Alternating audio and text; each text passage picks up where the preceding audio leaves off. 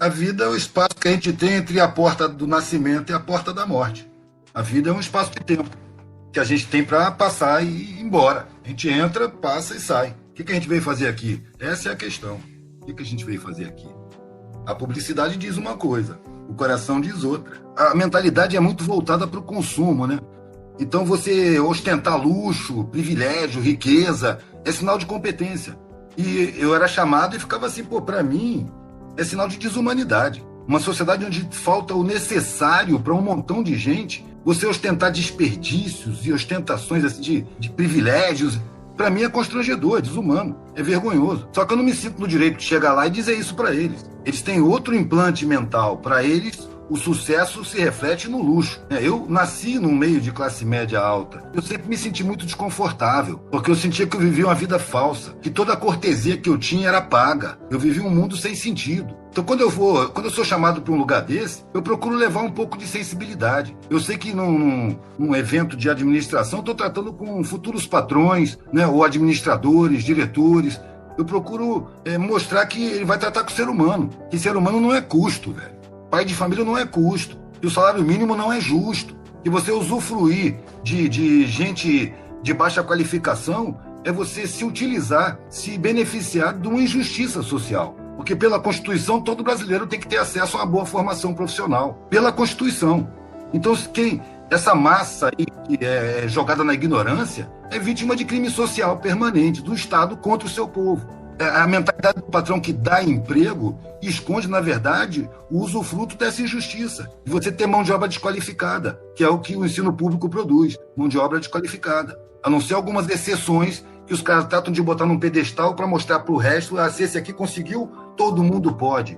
Sendo que a gente está vendo que não tem espaço social para todo mundo. A maioria é destinada mesmo ao trabalho braçal. E o ensino público é feito nessa intenção, de criar mão de obra desqualificada, debaixo de gente explorável, gente enganável, conduzido pela mídia, pelas redes sociais, fácil de conduzir com psicologia do inconsciente. Essa é a função do ensino público. Enquanto que do ensino privado é formar os administradores dessa massa ignorantizada. Você vai exercer a perversidade social. Você vai arrumar e administrar o usufruto da injustiça. E se você for contra isso, você vai ser perseguido, você vai ser desqualificado, você vai ser expulso, vai ser marginalizado.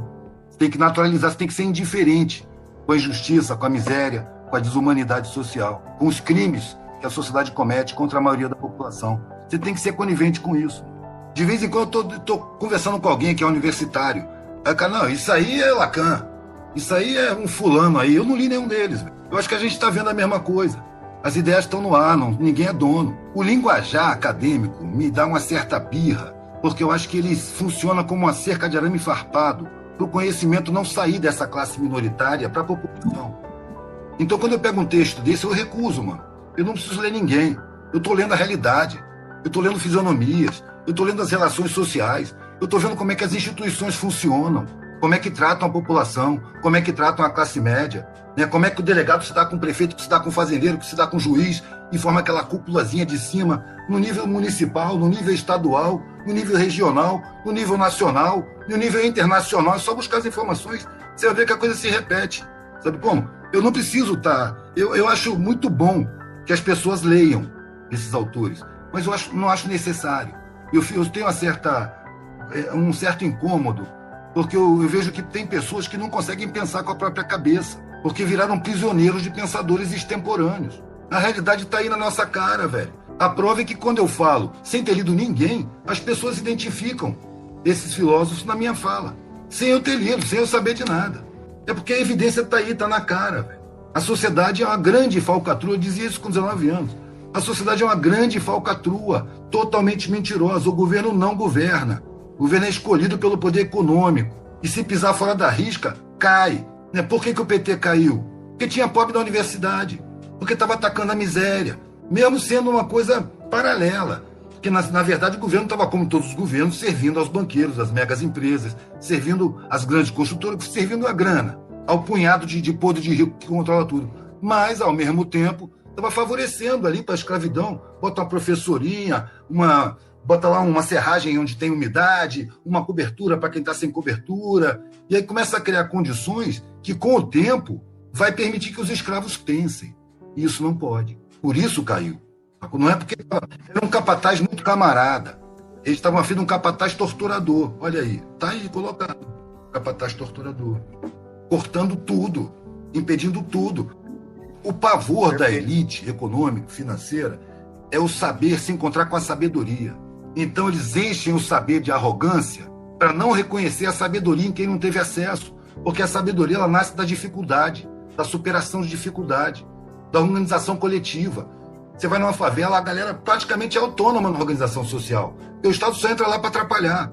A galera não tem condição de se arrumar, mas se arruma. E convive. Ali tem sabedoria.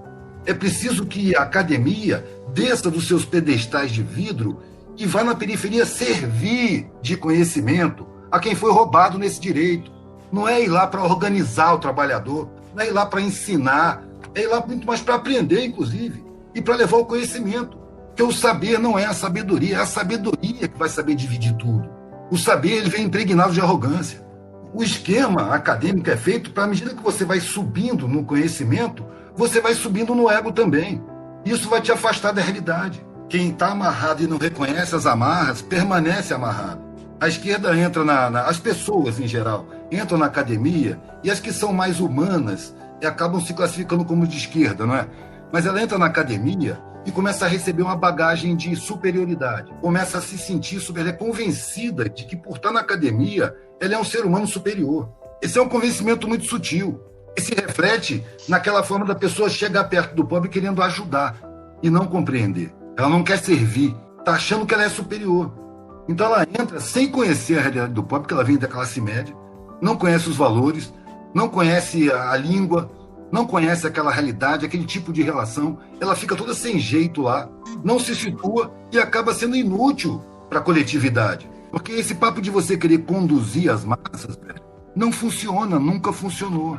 Eu até brinco. Falo, quer conduzir massa, velho? Vai entregar pizza. Não tem como você conduzir as massas falando língua acadêmica, mano. Vai aprender a falar da periferia. Quando eu larguei a faculdade e fui pra rua, fui pra estrada, eu passei 2 anos na mendicância. Eu parei de encontrar com o universitário, passei a viver totalmente na periferia. Depois de 2 anos, eu tive uma filha e comecei a fazer artesanato. Eu tinha passado 2 anos sem ver um acadêmico na minha frente, velho. Estava no meio dos bandidos, dos malucos, das putas, dos pobres, das palafitas, me virando, aprendendo a manha de viver sem grana, sem nada. Quando eu tive filho que eu comecei a fazer artesanato, tinha que vender esse artesanato. E aonde eu ia vender? Nos bares da noite. Aí eu comecei a reencontrar os universitários. Depois de 2 anos, aí eu reconheci o linguajar. Falei, olha, os universitários, é para eles que eu estou mostrando o meu trabalho. E aí via aqueles papos já com outros olhos. Percebia que eles falavam uma língua que lá onde eu vivia não tinha essa língua. E uma coisa que eu reparei, aonde eu estava, eles não iam. Não tinha mais universitário à minha volta. Eles não vão nas periferias profundas. Eles não têm intimidade com a população.